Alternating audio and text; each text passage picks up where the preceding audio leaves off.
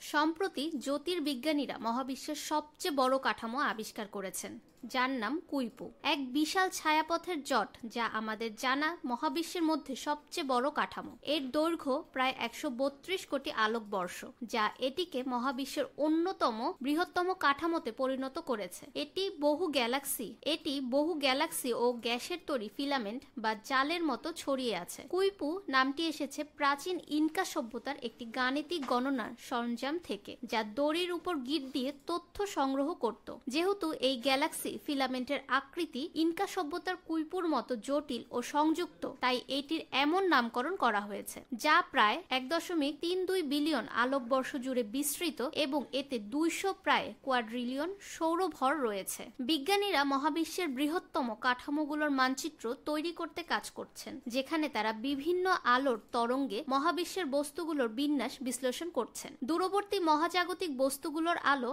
লাল রঙের দিকে সরে যায়, যা রেডশিফট নামে পরিচিত।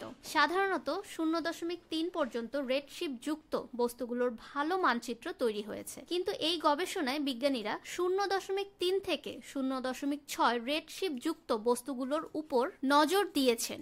রেডশিফট যত বেশি, বস্তুগুলো ততই দূরবর্তী। মহাবিশ্বের 45% গ্যালাক্সি ক্লাস্টার, 30% গ্যালাক্সি এবং 25% বস্তু বা ম্যাটার রয়েছে, অর্থাৎ এগুলো মহাবিশ্বের গঠন ও বস্তু বন্টনের একটি বিশাল অংশ নিয়ন্ত্রণ করে। এটি SDSS নামক টেলিস্কোপিক অনুসন্ধান থেকে আবিষ্কৃত হয়েছে, যা মহাবিশ্বের বিশাল অংশের মানচিত্র তৈরি করে। এই বিশাল কাঠামোটি এমন এক অঞ্চলে পাওয়া গেছে যেখানে প্রচুর গ্যালাক্সি জটিল এক অসাধারণ নকশার সংযুক্ত রয়েছে। কুইপু মহাবিশ্বের বিশালতা এবং তার জটিল কাঠামো বোঝার নতুন দিক উন্মোচন করেছে। এটি দেখায় যে মহাবিশ্বের বৃহৎ কাঠামোগুলো বিশৃঙ্খল নয়, বরং একটি নির্দিষ্ট বিন্যাসে গঠিত।